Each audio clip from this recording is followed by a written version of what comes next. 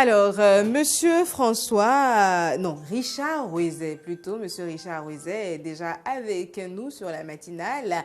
Et comme on l'annonçait, avec lui, nous parlerons des accidents vasculo-cérébraux, c'est bien ça, hein? Accident vasculaire cérébral, d'accord, très bien.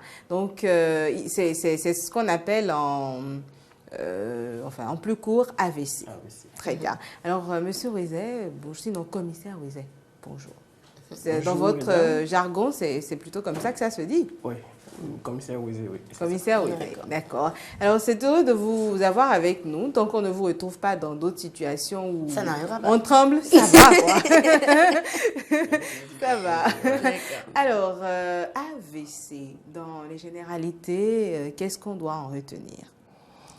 Alors, je vous remercie. Je remercie Eden TV pour nous avoir accordé ce plateau qui nous permettra de faire découvrir ce qu'est un AVC à la population. Au fait, de nos jours, c'est une pathologie qui sévit en silence. On est tout le temps surpris par sa survenue et malheureusement derrière, le mal étant fait, c'est difficile de réagir et les séquelles sont quand même importantes. Et je vais vous rappeler que c'est la première cause de handicap dans le monde. Et c'est la deuxième cause de démence, de troubles de la mémoire dans le monde aussi. Et la troisième cause de décès, derrière l'infarctus du myocarde et les cancers. Donc il est quand même très important de savoir comment s'y prendre et de savoir les petits signes qui peuvent nous alerter. Ce n'est pas forcément quand on est totalement paralysé, qui est vraiment visible, qu'il faut agir, ce serait déjà trop tard. Mais avant que cela ne survienne, genre paralysie, trouble de mémoire et tout ce qui va avec un AVC, comment est-ce qu'on sait qu'on est peut-être plus loin ou quels sont les signes d'alerte qui devraient retenir notre attention? Alors, d'abord, avant d'aller sur les signes d'alerte, il faut quand même qu'on connaisse, qu'on comprenne ce qu'est l'AVC et quels sont les types d'AVC qui existent. Très bien. Et l'AVC, pour être simpliste, c'est une souffrance cérébrale qui vient de façon brutale et qui est due à un défaut d'irrigation d'une partie du cerveau. Il y en a de ce pas deux sortes. Soit la partie qui n'est pas irriguée, le vaisseau qui est bouché par un caillot, et là on parle d'AVC ischémique, qui est d'ailleurs de loin le plus fréquent.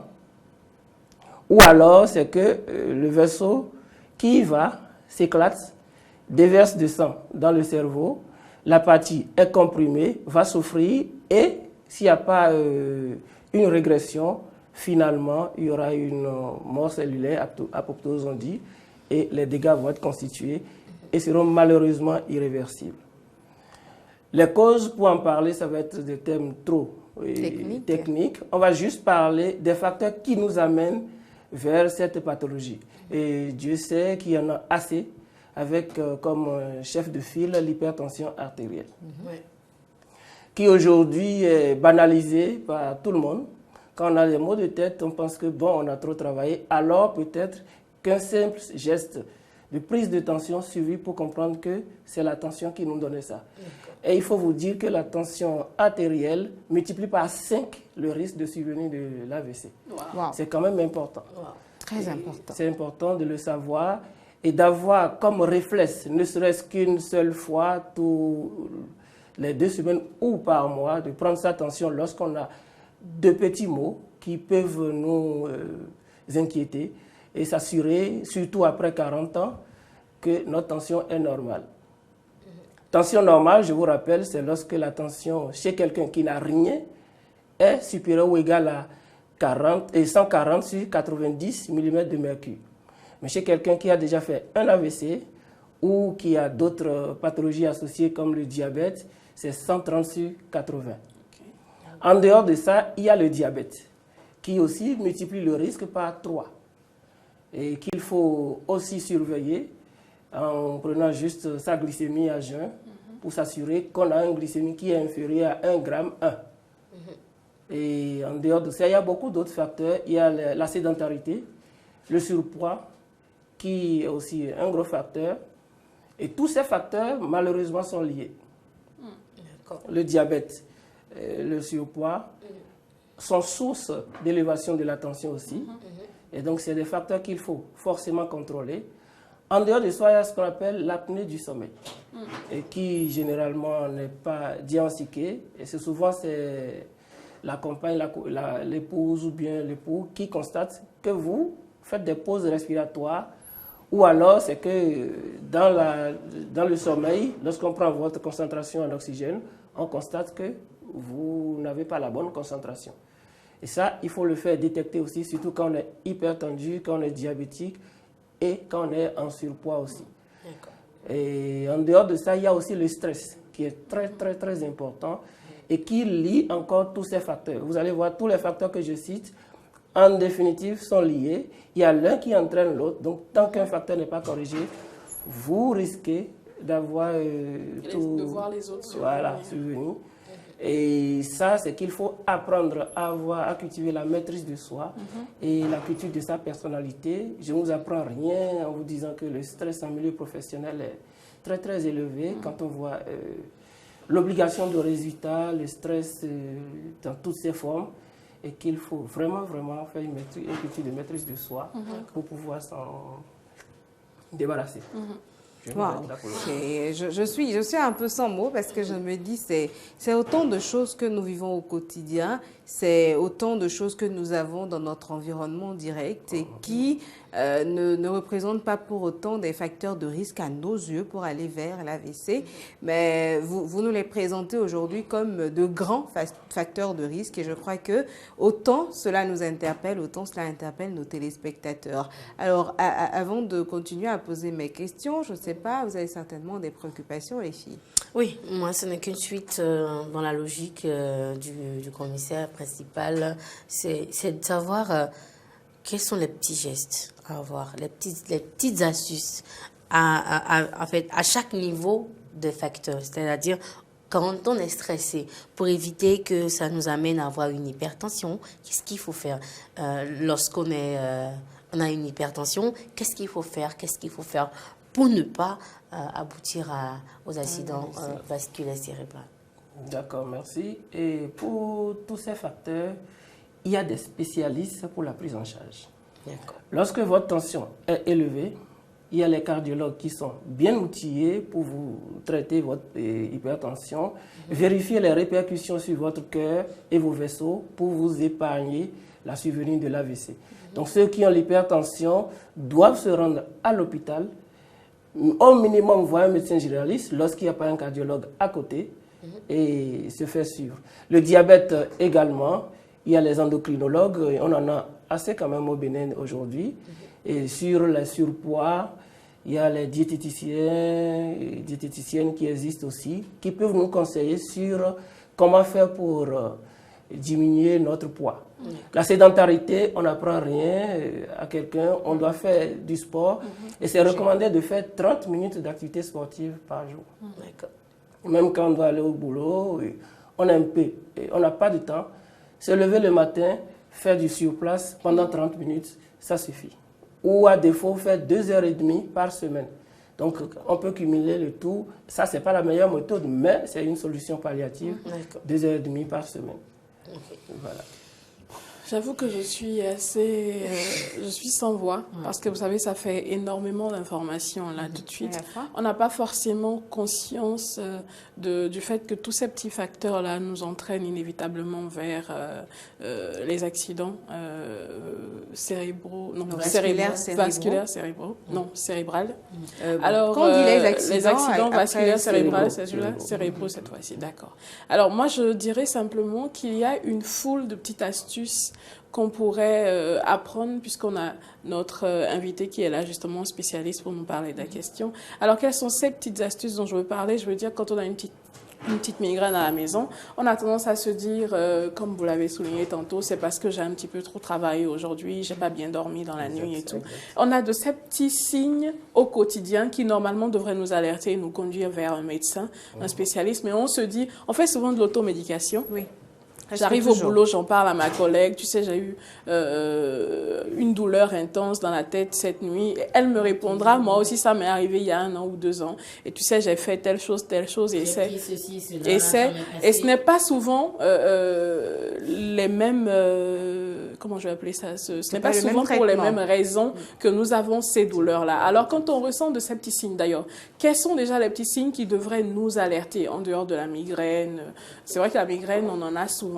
On ne sait pas forcément pourquoi, mais est-ce qu'il est vraiment indispensable et pourquoi ça l'est de se rendre vers un spécialiste pour lui poser le problème et comprendre ce qui se passe? Ensuite, en dehors de la migraine, est-ce qu'il y a d'autres petits signes qui devraient nous alerter et nous conduire vers un spécialiste? Alors, les signes, il y en a assez. Et il y a de petits signes qui passent inaperçus.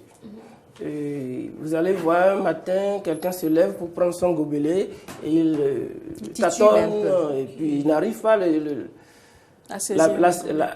n'arrive pas à appréhender son gobelet. Il se dit, mais qu'est-ce qui se passe? Ça revient, il dit, ah, ce matin j'ai eu chaud, mais il ne se rend pas compte. Attention, c'est un signe d'alerte. Il y a de ces signes d'alerte, ça je n'en ai pas parlé, qui nous font penser à un diagnostic d'AIT, c'est-à-dire c'est le petit frère du grand AVC. Ces signes passent inaperçus, ou alors vous avez un flou visuel qui a duré 2 minutes, ou bien 30 secondes, mais je ne vois plus qu'est-ce qui se passe. Et après, ça revient, on dit, bon, c'est passé, on ne va pas à l'hôpital. Alors que c'est des signes d'alerte de l'AVC que vous avez. Il ne faut pas attendre lorsqu'on a une paralysie, qui sont les grands signes. Vous avez une paralysie d'un demi-corps, ou vous avez une difficulté à parler. C'est les grands signes, il ne faut pas les attendre avant d'aller à l'hôpital. Lorsque vous avez déjà les petits signes, peut-être quand l'occasion va nous le permettre, on pourra en parler aussi encore. Et les Américains ne se sont pas gênés. Pour informer la population, ils ont inventé un cycle qu'ils ont appelé FAST. Et le F qui va faire le face, la face, quand vous voyez une petite déviation de la face. Le A, arme, vous allez voir le bras qui ne se lève pas. Il faut demander à la personne de lever le bras. Vous allez voir que ça chute. Et le S, c'est speech. Vous lui dites de parler, de dire bonjour, comment tu vas, pour voir comment il articule, est-ce qu'il arrive à le faire. Et le T, ça fait time. Lorsque vous avez tous ces signes définis, c'est une urgence. Time is brain, il faut immédiatement alerter un hôpital pour une meilleure prise en charge. Les Français, pour le définir dans leur thème, ils ont inventé vite. V qui veut dire la voix, I, incapacité d'un membre, et T, c'est trouble du langage, et puis E, vite en urgence pour se faire prendre en charge. Et comme on le dit, le temps, ça a une très grande importance dans la prise en charge de l'AVC, parce que lorsqu'un patient est vu en moins de 4h30, il y a une possibilité qui existe aujourd'hui de le prendre en charge.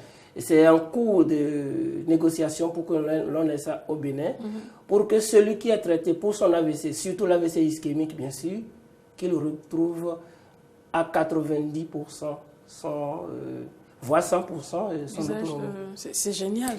Vous avez manqué de nous parler justement des différents types d'AVC que nous avons. Vous avez abordé tout à l'heure l'AVC ischémique, c'est bien cela. Qu'est-ce que c'est et quels sont les autres types et tout? Lequel est plus grave que l'autre? D'accord. J'en avais parlé, j'ai dit, il y avait l'AVC ischémique lorsque le caillot bouche la tête. Et l'AVC hémorragique lorsque le vaisseau s'éclate. Très bien. Voilà, c'est les deux. Très bien. Le plus fréquent et qui existe le plus, à 80%, c'est l'AVC ischémique.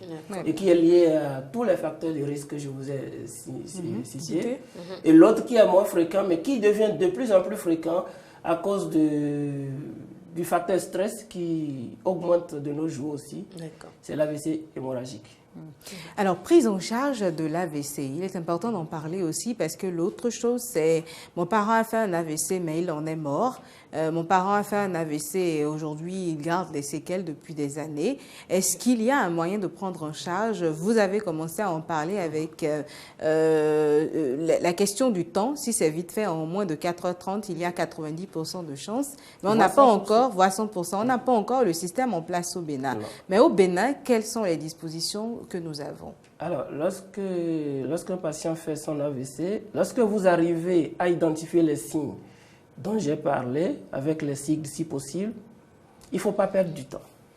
Il faut envoyer le patient à l'hôpital dans un service de neurologie ou spécialement dans un service de neurovasculaire où c'est les seuls aptes à mieux prendre en charge votre AVC.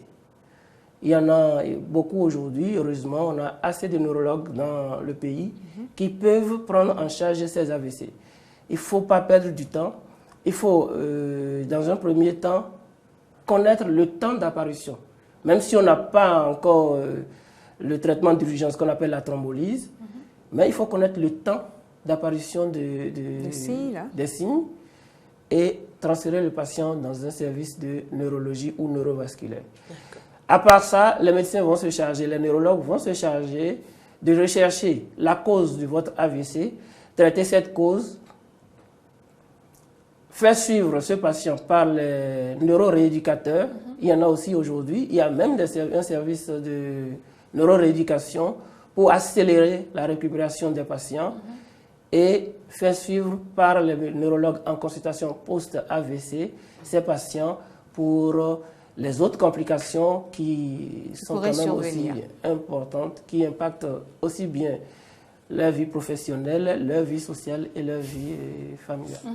Ma dernière question, pour te laisser clore peut-être le sujet, c'est de savoir, quand on a à la maison un parent qui fait une crise d'AVC, là tout de suite, quels sont les premiers gestes? Lorsque vous avez un patient qui fait un AVC, le premier geste, c'est d'appeler le SAMU ou les sapeurs-pompiers. À défaut, il faut programmer le transporter immédiatement à l'hôpital. Mais en attendant, si le patient n'est pas conscient, il faut le mettre en position latérale de sécurité pour lui éviter les inhalations et qui va lui créer des complications après. Quelle est la position latérale de sécurité?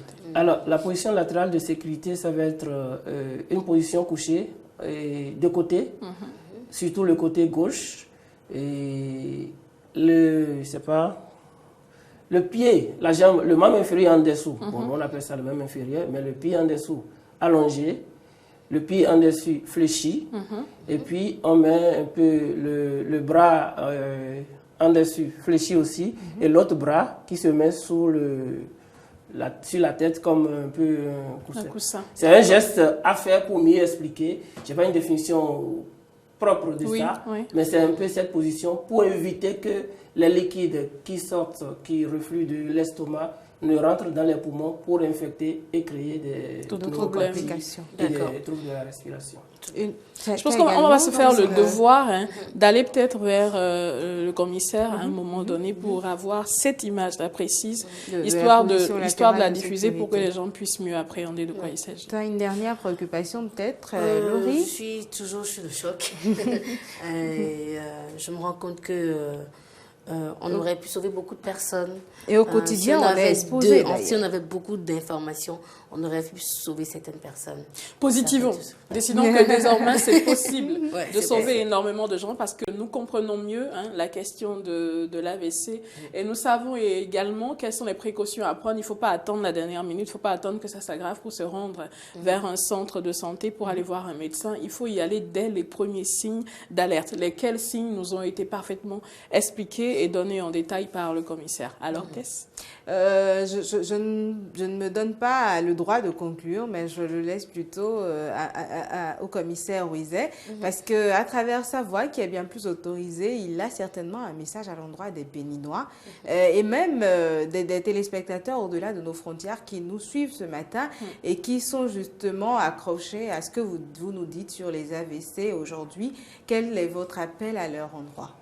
Alors, à l'endroit de la population, c'est très important de détecter et de contrôler ces facteurs de risque qui sont les premiers à coup sûr à nous amener vers un AVC.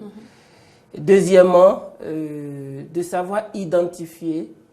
On va encore multiplier ces genres de séances pour leur mettre dans la tête les petits gestes pour identifier les signes avant-coureurs, qu'on les appelle les signes d'alerte pour un AVC, et leur demander de ne pas perdre du temps. L'AVC, ce n'est pas un problème traditionnel.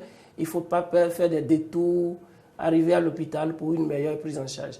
Et pour la toute petite histoire, j'ai reçu un patient qui a fait un AVC, mais vous savez, il y a 2 semaines avant qu'il ne fasse son AVC, il avait déjà eu un flou visuel. D'accord. Il n'avait pas compris, ça a duré quelques secondes. Une semaine après, il a eu le même flou visuel, mais ça ne lui a rien dit. Mais, à la 2e semaine, il a fait son AVC, il a été paralysé et il est venu à l'hôpital. S'il avait pris le soin d'aller consulter un médecin pour lui expliquer « j'ai eu un flou visuel que je ne comprends pas », il aurait pu être sauvé en ce moment. C'est-à-dire que les signes, les petits signes sont très importants, qu'il faille les rechercher, les retenir, consulter un médecin pour éviter la constitution des AVC. Je crois que c'est bien ce que nous rappelons tous les jours par ici dans la rubrique santé. Ne vous prenez pas en charge à la maison. Évitez l'automédication. Évitez surtout de vous baser sur l'expérience des autres pour prendre en charge vos problèmes de santé. Allez vers des spécialistes. Je ne savais personnellement pas que nous avions des spécialistes un peu plus spécifique, je vais dire, hein, de la question de l'AVC. Là, vous êtes neurologue neurovasculaire. C'est un peu plus précis sur la thématique. Je connaissais le cas des neurologues, mais aussi spécifiquement, je ne le savais pas aussi. Maintenant, on le sait tous, sinon ceux qui savaient ont eu l'occasion de se le faire rappeler ce matin. Alors, allons vers les spécialistes et prenons-nous en charge, prenons soin de nous. C'est très important. C'est très important et je sens que tu vas conclure. Mais l'autre chose à dire aux gens, c'est que nous n'avons pas au Bénin surtout la culture d'aller vers les médecins dès que nous ressentons le moindre petit trouble. On se dit que c'est rien du tout, c'est passager, ce n'est arrivé qu'une fois, ou c'est la première fois que ça m'arrive, etc., etc. Mais il est super important que nous puissions développer cette culture-là, qui est d'aller vers un spécialiste, vers un médecin dès qu'on se sent mal ou dès qu'on sent la moindre petite chose inhabituelle. C'est super important. Très important. Commissaire Ruizet, je rappelle que vous êtes commissaire principal de police en service en tant que médecin neurologue neurovasculaire du côté de l'hôpital de la police. C'est bien cela. Alors, merci d'être passé par ici pour nous parler de l'AVC dans ses généralités et également dans sa prise en charge. Nous en sortons, nous et nos téléspectateurs, un peu plus aguerris sur la question.